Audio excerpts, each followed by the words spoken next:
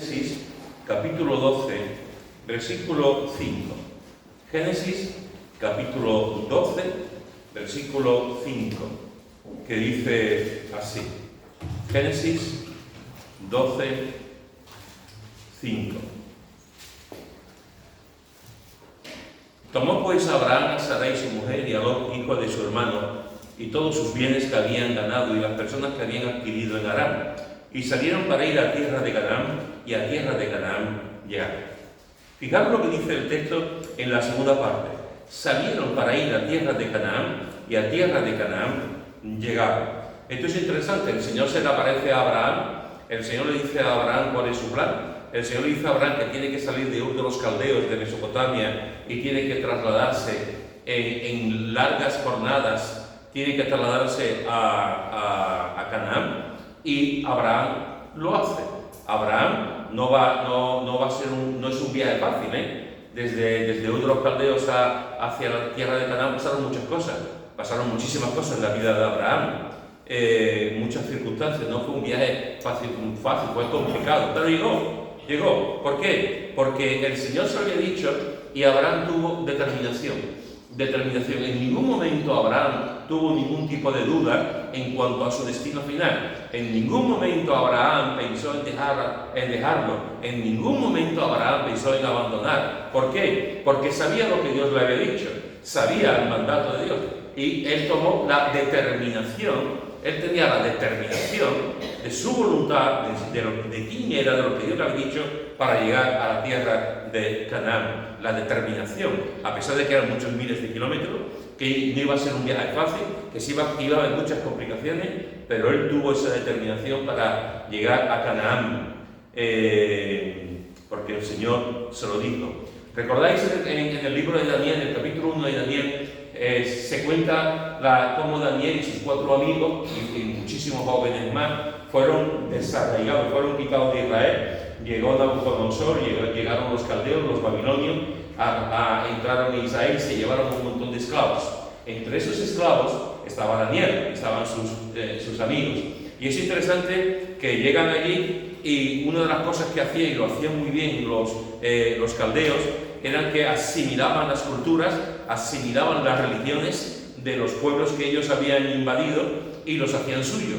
Cuando llegan allí, una de las primeras cosas que hacen es decirle a estos amigos, a Daniel y a sus amigos, decirle que iban a ser enseñados durante varios años en la cultura, en las asignaturas, digamos, que se estudiaba allí. Iban a pasar por la Universidad Caldea de Babilonia. Allí iban a aprender álgebra, aritmética, iban a aprender astronomía, iban a aprender todo lo que se enseñaba. Y ellos lo aceptan. Sus 3 amigos y él lo aceptan. Le van a cambiar los nombres y lo aceptan. Aceptan también el cambio de nombre. Lo aceptan todos estos 4 muchachos, menos una cosa. Lo que no aceptan es comer la comida del rey. Lo que no aceptan es comer esa comida porque esa comida se había consagrado a los dioses. Entonces, antes de que entrasen con las comidas, esa comida ya se había ofrecido a los dioses de Babilonia. Y Daniel dice: yo no quiero comer esto, mis amigos tampoco. Estamos dispuestos a hacer lo que vosotros queráis. Nos habéis invadido, somos esclavos, estamos aquí, esta va a ser nuestra tierra, hasta que muramos, pero no vamos a comer la comida que se nos ofrece, porque esa comida se ha puesto antes en adoración a los dioses de Babilonia. Y nosotros tenemos solamente un Dios, el Dios de Israel. Y si os acordáis, dice, y propuso Daniel en su corazón no contaminarse. Abraham tuvo determinación para ir a la tierra de Canaán, y a la tierra de Canaán llegó. Daniel tuvo la determinación de no hacer aquello que iba en contra de su conciencia, en contra de lo que realmente él quería. Él tuvo la determinación de decir: llego hasta cierto punto, llego hasta donde puedo llegar, pero no más allá. Hasta más allá no voy a llegar. Tuvo esa determinación para hacer la voluntad de Dios. ¿Recordáis al apóstol Pablo? El apóstol Pablo fue llamado por el Señor para que predicase el Evangelio. Y el apóstol Pablo tuvo la determinación de predicar el Evangelio por todas partes del mundo. llegó a Centro Europa, hasta Ilírico, llegó, y recordáis, aquellos que leéis la Escritura, recordáis en el libro de Romano, cómo en 2 ocasiones, en este libro, él expresa su deseo de venir a España. En aquel momento España era el último de la tierra, Finisterre era el último de la tierra, y Pablo tiene la determinación de querer venir a predicar el Evangelio a España. No sabemos exactamente si vino. Los historiadores aquí se encuentran, digamos, en 2 grupos: aquellos que piensan que Pablo efectivamente vino a España, y otros que piensan que Pablo nunca llegó lo mataron antes de que él pudiese llegar a España. Pero él tenía la determinación de llegar hasta el último, tal como Jesús lo había enseñado, para predicar la palabra. Así que fijaros que tenemos aquí solamente 3 personas, de los muchos que encontramos en la Escritura y en la historia, 3 personas que tuvieron determinación. Uno es Abraham, para llegar a Canaán. El otro es Daniel, que propuso en su corazón no contaminarse con la comida que era ofrecida a los dioses. El otro es Pablo, que con determinación, con todo lo que él tuvo también de sufrimiento, quería llegar hasta el último de la tierra para predicar el Evangelio. Determinación. Las ideas claras para hacer lo que tenían que hacer. Como uno que tú conoces muy bien. Mirad lo que dice en Lucas capítulo 9. Lucas capítulo 9. Vamos a leer versículos 28 y 31. Lucas, capítulo 9, versículo 28 al 31, que dice: Aconteció como 8 días después de estas palabras, que tomó Jesús a Pedro, a Juan y a Jacobo, y subió al monte a orar. Y entre tanto que oraba, la apariencia de su rostro se hizo otra, y su vestido blanco y resplandeciente. Y aquí 2 varones que hablaban con él, los cuales eran Moisés y Elías, quienes aparecieron rodeados de gloria y hablaban de su partida que iba Jesús a cumplir en Jerusalén.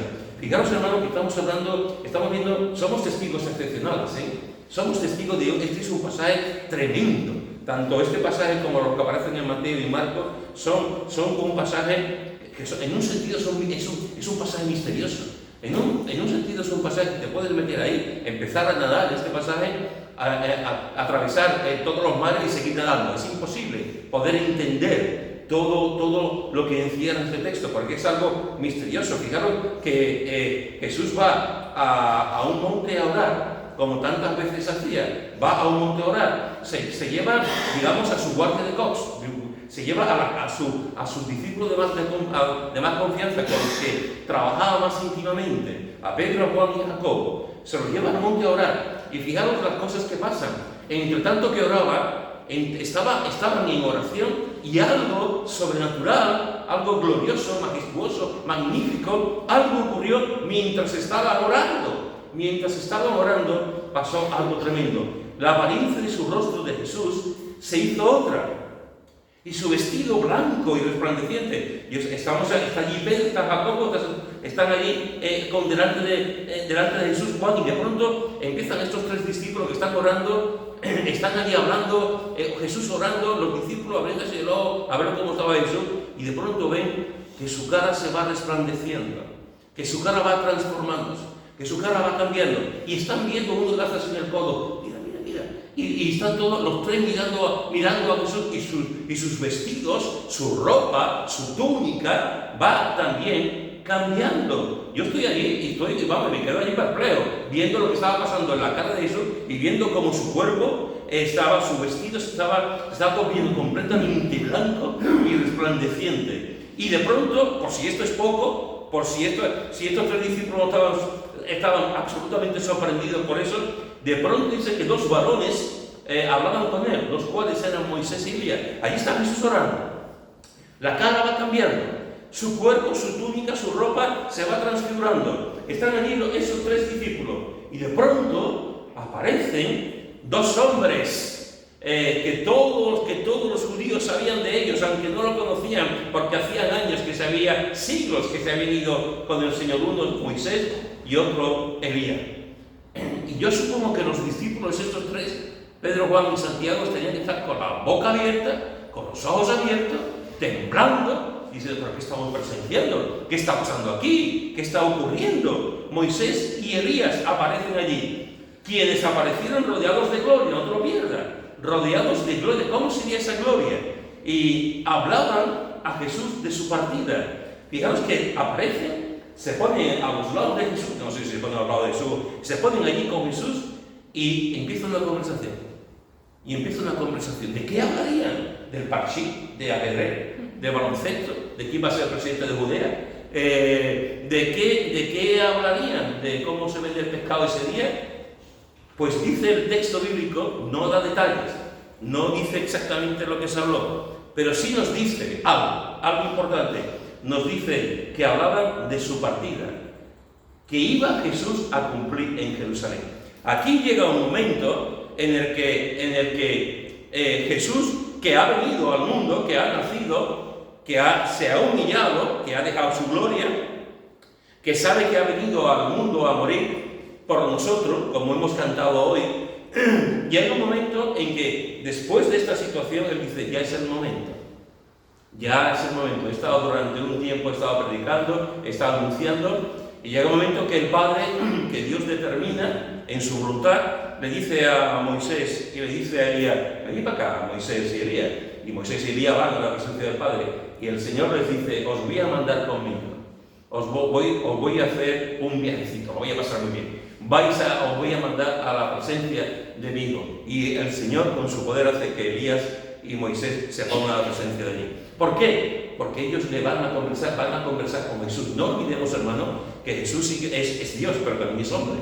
No olvidemos que está con cierto límite voluntario. No olvidemos que en su humanidad había cosas que el Padre tenía que estar ahí también para animarlo, para guiarle, para saber que ya iba siendo un momento. Y llegan estos dos grandes hombres de Dios, enviados por el Señor, Moisés y Elías, y le hablan de su partida, le hablan de lo que va a pasar en Jerusalén, le hablan de lo que va a ocurrir en Jerusalén.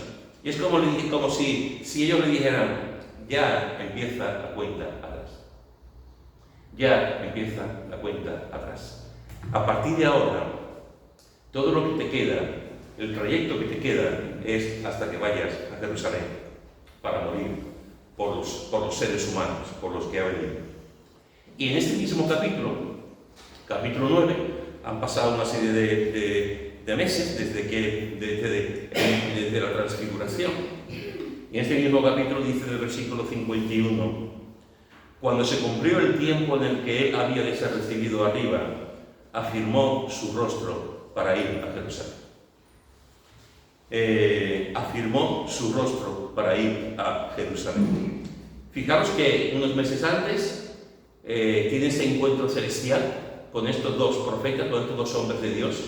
Le dan detalles de lo que va a ocurrir en Jerusalén, aunque él sabe ya para lo que va, él sabe lo que va a ocurrir, pero le dan detalle como diciendo ya se va a cumplir, ya va a empezar.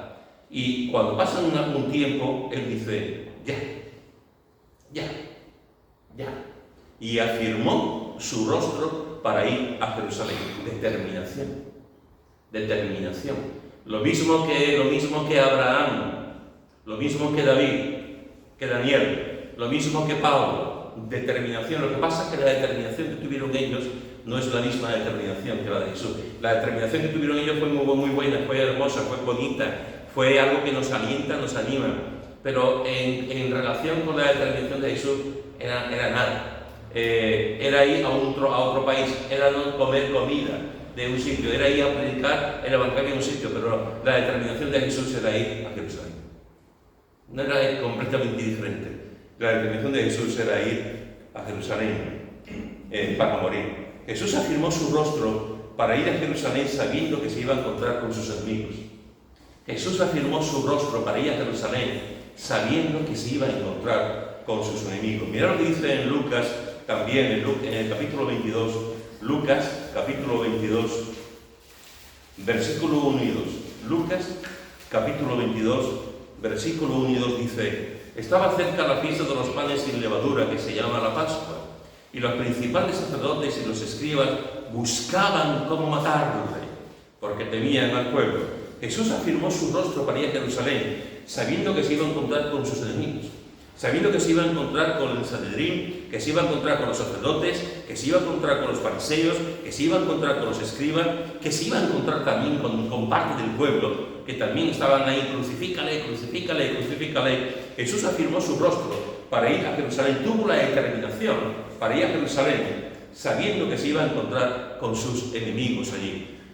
Jesús no tuvo la determinación, voy a ir a Jerusalén porque allí me van a preparar un arroz con bacalao.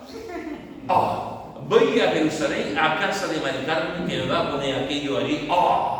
Jesús no fue a Jerusalén, a casa de sus amigos, a casa de sus conocidos, a casa de sus familiares, que le iban a poner un colchón de primera línea, que le iban a preparar una tortilla de patata buenísima, donde la gente se iba a poner a su lado, y cómo te encuentras, qué podemos hacer por ti, donde le iban a abrazarlo, le iban a querer, le iban a expresar cosas bonitas. Jesús no fue a un sitio donde iba a recibir amor.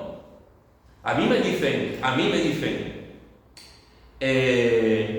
Mariana de Pedro, viene un día Mariana y me dice Mariana, Pedro, te invito a Shari a ti a comer en mi casa y te voy a poner gamba, mi mujer de la otra habitación. O sea, te voy a poner una comida que no va a olvidar. Y yo voy a casa de Mariana, mi mujer y yo vamos a casa de Mariana, vamos encantados de la vida. Allí con ella, con la comida que nos vaya a poner, con la bebida. Magnífico, ¿verdad? A mí me dice Miguel, Pedro, Shari, venía a mi casa que os voy a poner una comida típica de mi país, o que os vaya a chupar los dedos. Y ese día vamos, Shari y yo vamos allí súper contentos allí a comer la comida que nos van a preparar. Nos vamos a pasar bien. A mí cualquiera que me diga, ven para acá, o mira, oye, qué bien, ¿verdad? Estar con gente, con amigos, con gente que tú conoces, con gente que tú quieres. ¡Qué guay! Eso lo hace todo el mundo. A mí me dicen, vente yo te pago el viaje y tú estás aquí con nosotros durante 15 días. Pero ir a un sitio donde te van a pegar, ir a un sitio donde te van a morir a palo, ir a un sitio donde te van a crucificar, ir a un sitio donde se van a burlar de ti, ir a un sitio donde te van a apuñalar. No, yo no voy, que no cuente conmigo, que vaya otro, conmigo no cuente. Pero Jesús no. Jesús tomó la decisión de afirmar su rostro para ir a Jerusalén. Y no se iba a encontrar con gente bonita, no se iba a encontrar con amigos suyos, no se iba a encontrar con gente amable, no se iba a encontrar con gente que le iban a preparar buena comida, se iba a encontrar con sus enemigos. Pero afirmó su rostro, tuvo la determinación de ir a Jerusalén. Jesús afirmó su rostro para ir a Jerusalén, sabiendo también que se iba a encontrar con la oposición de sus amigos y que le iban a abandonar. No solamente iba a ir a Jerusalén sabiendo que se iba a encontrar con sus enemigos, sino también afirmó su rostro sabiendo que se iba a encontrar con sus amigos, que le iban a abandonar. Mirad lo que dice en Mateo, en el capítulo 16, Mateo, capítulo 16, versículo 21 al 23. Mateo, capítulo 16, versículo 21 al 23. Desde entonces comenzó Jesús a declarar a sus discípulos que le era necesario ir a Jerusalén y padecer mucho de los ancianos, de los principales sacerdotes y de los escribas, y ser muerto, y resucitar al tercer día. Entonces Pedro, tomándolo aparte, comenzó a reconvenirlo diciendo: Señor, ten compasión de ti, en ninguna manera esto te acontezca. Pero Jesús volvióse y dijo a Pedro: quítate de delante de mí, Satanás, me eres tropiezo, porque no pones la mira en las cosas de Dios, sino en las de los hombres. Jesús afirmó su rostro para ir a Jerusalén con determinación para enfrentarse a sus enemigos, pero también se iba a enfrentar con sus propios discípulos. También iba a encontrar cómo sus propios discípulos fueron los primeros. En este caso el apóstol Pedro dice: no vayas a Jerusalén, ten compasión de ti, en ninguna manera eso ¿cómo te va a matar? ¿Cómo vas a ir a Jerusalén? No, que eso no ocurra. Y vemos como Jesús sabía que detrás de esas palabras de Pedro estaba Satanás, para que no hiciese a lo que estaba llamado. Pero el buen apóstol Pedro, en su interés por Jesús, fue el primero en decir, no vayas, quédate aquí. Jesús sabía que se iba a encontrar con esto. No solamente con las palabras de su discípulo amado Pedro, sino también que todos le iban a abandonar. Dice en Mateo, en el capítulo 26, Mateo capítulo 26, versículo 56, dice, Mateo 26, versículo 56, dice, mas todo esto sucede para que se cumplan las escrituras de los profetas. Entonces casi todos los discípulos, no dice eso. Entonces algunos discípulos, tampoco dice eso. Entonces todos los discípulos dejándole huyeron. Todos los discípulos, a veces hermanos somos muy duros con el apóstol Pedro, A veces somos muy duros y decimos, es que el apóstol Pedro fue el primero que puso un impedimento para que Jesús fuese a la cruz. Es que el apóstol Pedro lo negó allí en el patio, además lo negó 3 veces. Es que el apóstol Pedro, pero aquí dice que todos los discípulos dejándole lo huyeron. Todos los discípulos. Yo me imagino allí a Jesús aquel momento, aquella noche, cuando está en el monte, llega Judas con los romanos, con los soldados, y se acerca a Jesús y le da un beso a Jesús. Y los soldados acercándose a Jesús. Y yo me imagino a los apóstoles, a los discípulos, cada vez para atrás. Es verdad que surge Pedro. Es verdad que surge Pedro con una espada y ¡baba! Le corta el cuchillo, le corta la oreja allí a uno, a Marco, y le corta la oreja. Es verdad que intentó defender a Jesús. Pero yo, después de aquello, cuando Jesús coge la oreja y se la pone otra vez en algo impresionante, yo me imagino a los discípulos diciendo, oye, que esto va en serio, que van a coger a nuestro maestro, que se lo van a llevar. Y yo me imagino a los discípulos regulando. Y Jesús allí cada vez más apartado, más solito. Y los soldados y los líderes religiosos cogiéndolo. Y Judas allí al lado de él, con el beso, y llevándose a Jesús. Llevamos a Jesús hacia el pretorio para estar durante la noche con esos juicios, con esas cosas que le iban a hacer ante Caifás, etc., ¿no? Y todos los discípulos, dejándole, huyeron. Todos los discípulos dejándole, huyeron. Jesús afirmó su rostro para ir a Jerusalén, sabiendo que se iba a encontrar con sus enemigos. Jesús afirmó su rostro para ir a Jerusalén, sabiendo que sus propios amigos, sus propios discípulos, lo iban a abandonar. Y no solamente lo iban a abandonar, sino que escapaban, huyeron, corrieron. ¿Cómo podemos huir nosotros de Jesús? ¿Cómo podemos huir nosotros de Jesús? ¿Es posible escapar de Jesús? ¿Es posible que tú y yo podamos huir de Jesús? Déjame decirte que sí y que no. Que sí y que no. En la soberanía de Dios, en la voluntad de Dios, es imposible escapar de Dios. Nunca, nadie podrá escapar de Dios. Por mucho que lo intente, nadie podrá huir de Dios. Ni siquiera con el móvil, nadie podrá huir de Dios. Absolutamente nadie. Que se lo pregunten a Jonás. Que quiso escapar de la presencia de Dios, y ya sabemos que lo quiere cumplir. Por lo tanto, escapar de la presencia de Dios nadie lo va a hacer. Pero en otro sentido sí. Porque Dios nos ha dado libertad. Dios nos ha dado una libertad y en esa libertad cada uno puede tomar las decisiones que uno quiera.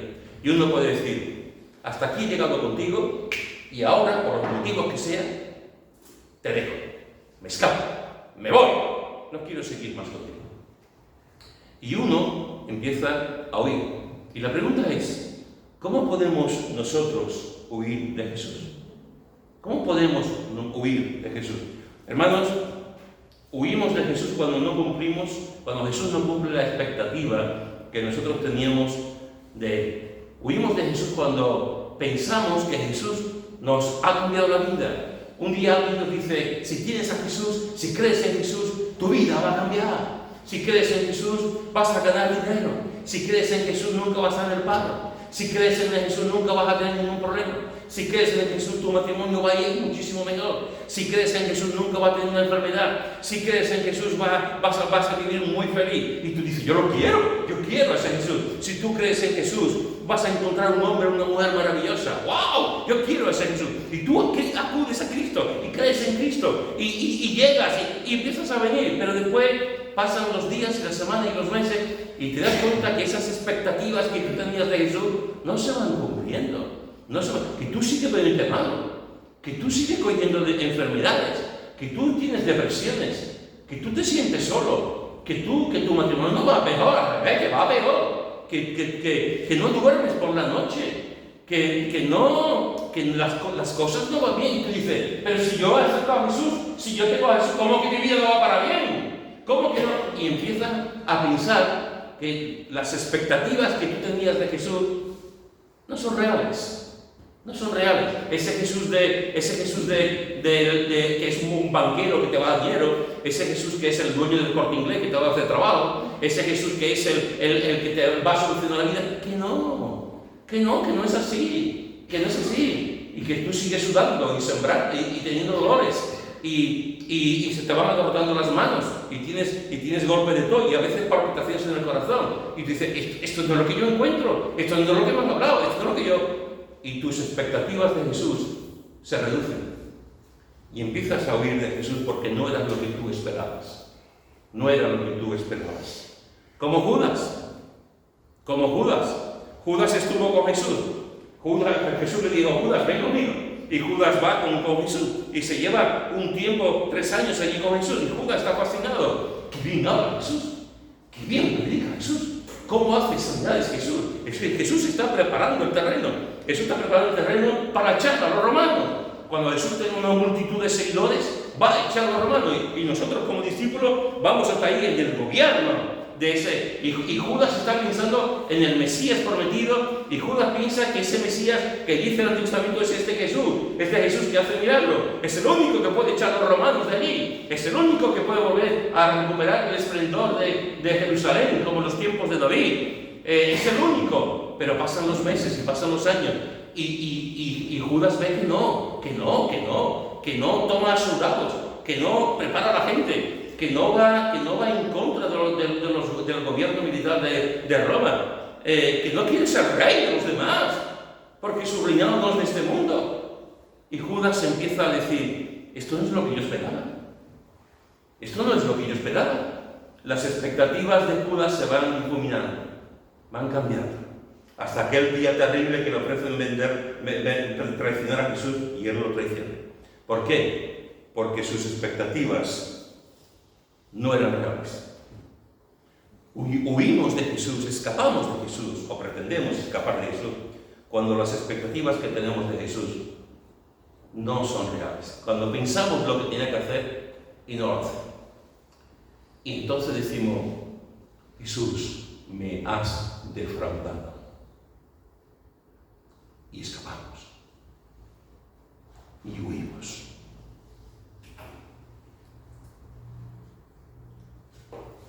Huimos de Jesús cuando amamos más el mundo, más que a Él. Huimos de Jesús cuando las expectativas que tenemos de Él nos defraudan. Y huimos de Jesús cuando amamos más el mundo que hay. Hermanos, es una solemne tontería si hay alguien aquí capaz de decir, a mí el mundo no me atrae. Si hay alguien aquí que diga que el mundo no le atrae, tu lugar no está aquí. No está aquí. Tu lugar está en un centro psiquiátrico, porque no es normal. Todo el mundo, y nosotros como creyentes, a todo el mundo nos atrae el mundo. El mundo trae muchas cosas, hermano, el mundo pide muchas cosas, el mundo proporciona muchas cosas.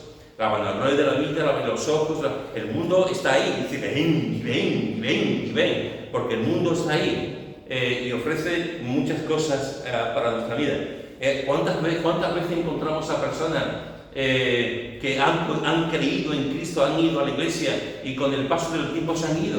Y tú dices, fulanito no estaba aquí. ¿Y dónde está Venganito y esta familia? Y tú dices, han ido al mundo. ¿Cómo que se han ido al mundo? Pero si oraban y eran súper espirituales.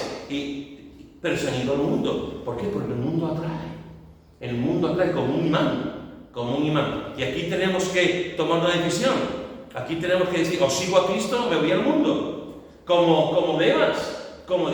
Demas estuvo con el apóstol Pablo. Demas estuvo predicando. Demas estuvo en el grupo de los que tenían un ministerio y estaban allí con Pablo y era colaborador de Pablo y se había ido al mundo misionero y estaba predicando con Pablo y con el equipo misionero y había ido a un sitio y a otro. Y llega un momento en que el apóstol Pablo dice, Demas me ha abandonado amando más este mundo. ¿Por qué? Porque llega un momento en que Demas mira aquí y mira el mundo y mira aquí y mira lo que estaba haciendo la obra de Dios y dice, está bien, el apóstol Pablo, la obra de Dios, Cristo. Estoy predicando, estoy yendo por los sitios, estoy ayudando a la obra de Dios, pero el mundo. Y gano más dinero del mundo que estando aquí con esta gente. No tengo tantos problemas como esta gente. Está esa chavarilla que me encanta, que aquí no tengo chavarilla. Y el mundo. Puedo hacer cosas que a mí, esta gente no me deja hacer cosas. Que en realidad no es esta gente, en realidad es Dios. Y cuando tú amas el mundo, no tienes más remedio que decir, me voy al mundo. Huimos de Jesús cuando amamos más el mundo que al mismo Dios. Huimos de Jesús cuando Jesús pensamos que no cumple las expectativas que creemos que tiene que tener con nosotros. Huimos de Jesús cuando amamos más el mundo que al mismo Jesús. Huimos de Jesús cuando no estamos dispuestos a defenderlo públicamente. Como Pilato.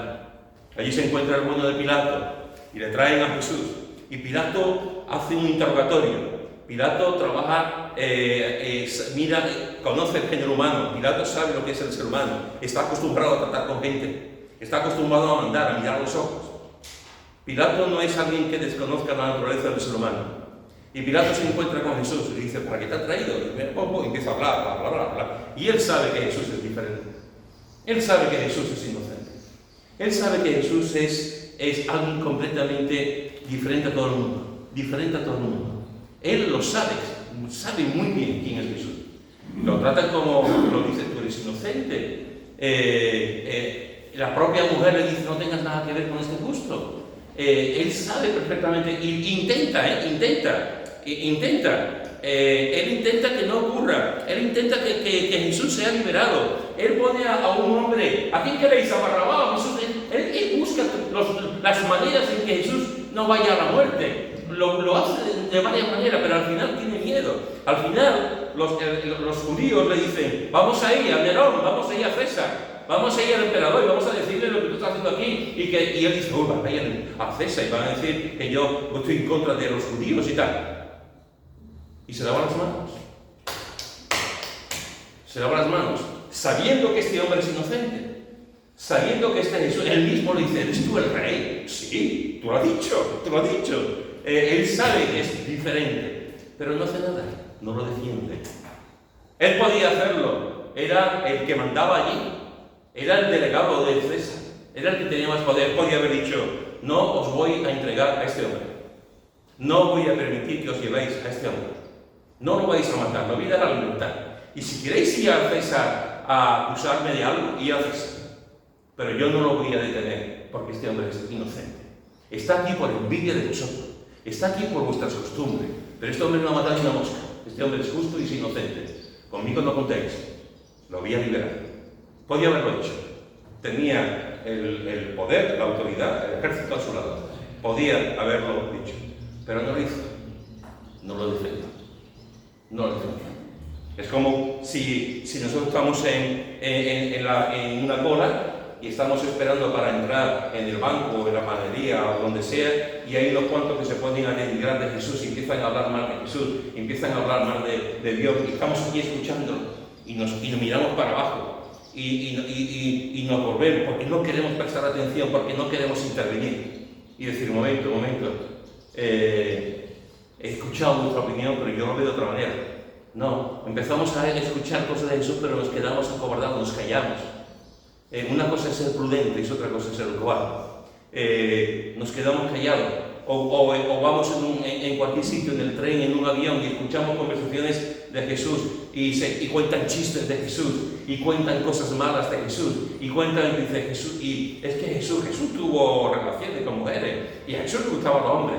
Y tú dices, ¿cómo? Y te quedas callado. Jesús no era Dios, Jesús era un villano. Se quedó con la gente y te quedas callado. Y no defendemos al Maestro. Huimos de Jesús, hermano, cuando no estamos dispuestos a defenderlo públicamente.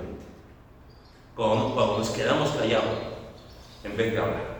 Cuando no lo defendemos y nos quedamos ahí quietos, dejando que otros lo denigren y digan cosas malas de él. Jesús afirmó su rostro para ir a Jerusalén sabiendo que se iba a encontrar con el enemigo. Jesús afirmó su rostro para ir a Jerusalén sabiendo que se iba a encontrar con la oposición de sus amigos y del abandono de sus amigos. Jesús afirmó su rostro para ir a Jerusalén sabiendo que se iba a encontrar con la muerte. Volvemos otra vez al capítulo 16, aunque no hemos leído, al capítulo 16 de Mateo, versículo 21. Y dice así. Mateo 16, versículo 21 dice: desde entonces comenzó Jesús a declarar a sus discípulos que era necesario ir a Jerusalén y padecer mucho de los ancianos, de los principales sacerdotes y de los escribas, y ser muerto.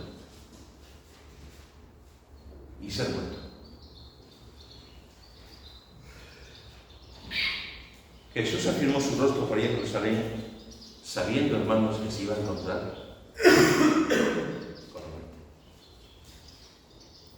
con la muerte. Como decía el profeta Isaías, como cordero fue llevado al matadero. Gracias, Pablo. Como cordero fue llevado al matadero. Él sabía, voy a ir allí. Mientras que llego allí, van a pasar una serie de milagros, voy a seguir predicando, van a pasar cosas, la historia sigue escribiéndose, pero cuando llegue a Jerusalén, me van a matar. Jesús afirmó su rostro para ir a Jerusalén. Para morir.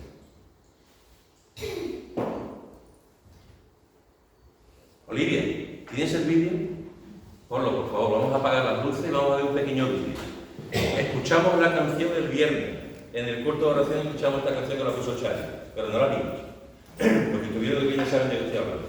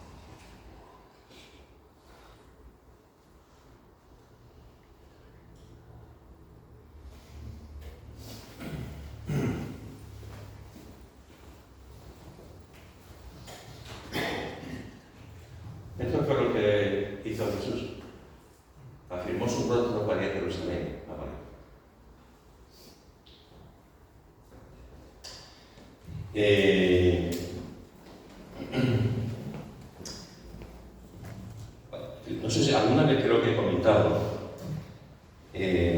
aquí que cuando salió la película de Mel Gibson sobre Jesús, que fue una película que han visto millones de personas,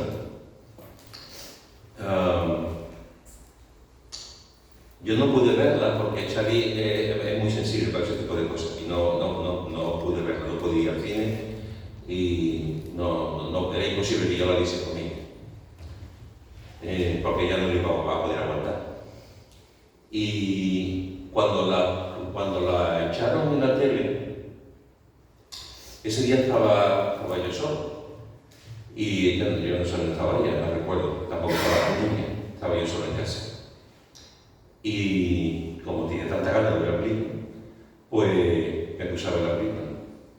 Y yo no olvidaré nunca que estaba viendo la película y mientras avanzaba el metraje, mientras avanzaba la película, llegó un momento en el que me tuve que poner de rodillas y empecé a llorar. No podía hacer otra cosa, como algunos de ustedes de ahora. Me puse de rodillas y a llorar. Porque ¿cuántas veces habremos leído en los evangelios la muerte de Cristo, los escopetazos, la tortura, los latigazos, la corona, la sangre, el dolor, la lanza, los clavos? ¿Cuántas veces lo habremos visto? Lo habremos visto, leído, pero no es lo mismo leerlo que visualizarlo. No es lo mismo leerlo que verlo, no es lo mismo. De hecho, déjame deciros que he leído sobre esta película y hay eruditos, gente que sabe más que yo de este tema, que dicen que Mel Gibson se quedó corto. Que el sufrimiento de Jesús todavía fue peor. Que toda la sangre que se ve ahí era todavía más. El dolor, los gritos, era todavía más de lo que aquí se ve en esta película de Montalbán, sobre todo la de Mel Gibson. Que el dolor fue todavía más y más que lo que se refiere a la película. Y ya te queda todavía más. O sea, el cuerpo lleno de sangre, los dolores en la piel, en el cuerpo, y te das cuenta de lo que hizo, y te das cuenta de su amor, te das cuenta de lo que hizo por ti y por mí. Jesús fue a Jerusalén, afirmó su rostro, tuvo la determinación para ir a Jerusalén, porque se iba a encontrar con sus enemigos, porque sabía que se iba a encontrar con sus amigos que lo iban a abandonar, y porque sabía que lo iban a matar. Y se fue a Jerusalén. A mí me dicen que me van a matar y todavía me están buscando. A mí me dicen que voy a ir a tal sitio, me van a matar, el que coja el primer avión a donde sea no voy. O el tren. Jesús no. Jesús tomó la decisión, afirmó su rostro para ir a Jerusalén, sabiendo que lo iban a matar. Pero déjame decirte algo, No cojas esto como algo, este texto, esta escena o la canción, como algo idílico, como algo, hoy qué bueno era Jesús, o que hoy hay que ver lo que hizo Jesús, qué buen hombre, qué cosa maravillosa. No, por favor, no cojas esa idea, Jesús fue a la cruz a morir por ti. Jesús fue a la cruz a morir por mí. No a enseñarme un camino moral, ni a enseñarme que era muy guay, o a enseñarme una filosofía de la paz, o a enseñarme que era... Jesús fue a la cruz sabiendo que le iban a matar por mí. Y por ti. No hay un buenismo, no hay una cosa de... Jesús fue a la cruz simplemente a morir por mí y por ti. Y todo lo que pasó fue por eso. Jesús afirmó su rostro para ir a Jerusalén, porque lo iban a matar. Ahora, déjame decirte otra cosa y con esto voy a terminar. Es verdad que Jesús fue a la cruz, fue a Jerusalén, afirmó su rostro para que se iba a encontrar con sus enemigos, que sus amigos lo iban a abandonar, que afirmó su rostro porque sabían que lo iban a matar, y fue.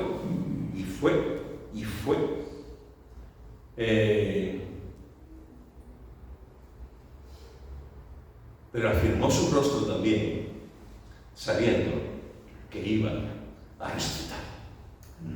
Sabiendo que iba a resucitar.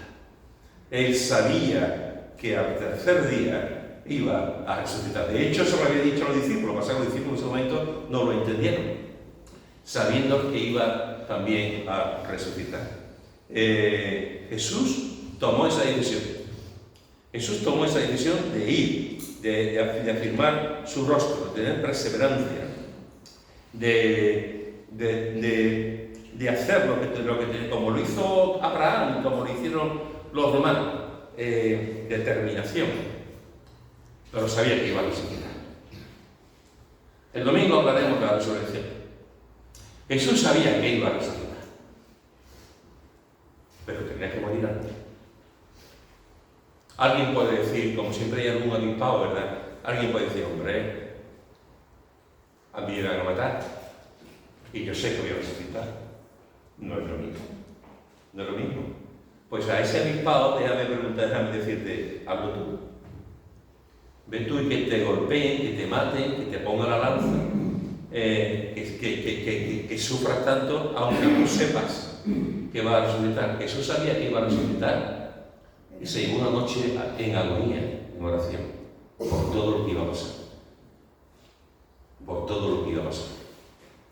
En esta tarde, familia, he intentado que tú entiendas, que podamos ver en la Escritura que Jesús tomó una determinación y que Jesús tomó su rostro y dijo, hasta allí, hasta ahí tengo que llegar, hasta Canaán tengo que llegar, hasta este sitio tengo que llegar. Determinación. Déjame preguntarte, ¿qué determinación tienes que tomar tú? ¿Hasta dónde quieres llegar tú? ¿Qué es lo que tienes que hacer? ¿Cuál es tu Canaán? ¿Dónde tienes que llegar? ¿Cuál es tu comida? ¿Cuál es tu propósito como Daniel? ¿Cuál es tu misión como Pablo? ¿Qué determinación tienes que tomar en tu vida? ¿A dónde vas? ¿A dónde vas? ¿Cómo quieres ir? ¿Qué tienes que hacer?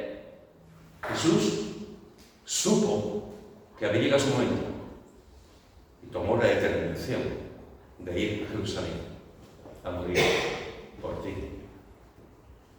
y por mí. Y resucitó. Resucitó.